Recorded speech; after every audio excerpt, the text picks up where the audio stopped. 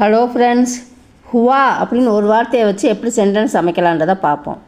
என்ன ஆச்சு, என்ன நடந்தது அப்படின்னா கியா ஹுவா. அது என்ன ஆச்சு அப்படின்னு ஓ கியா ஹுவா. இது எப்படி நடந்தது, எக் கைசே ஹுவா.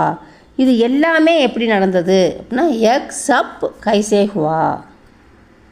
நான் திருமணம் செய்து கொண்டேன், மேரா விவா ஹுவா அப்படின்னு ஒரு பாய் சொல்கிறது. ஒரு பெண் சொல்கிறதா இருந்தால் மேரா விவா ஹுயி. மகள் பிறந்து இருக்கிறாள், பேட்டி பைதா ஹுயி ஹை. மகன் பிறந்திருக்கிறான் அப்படின்னா பேட்டா பைதா ஹுவா ஹை. எனக்கு மகிழ்ச்சியாக இருந்தது, முஜே குஷி ஹுயி.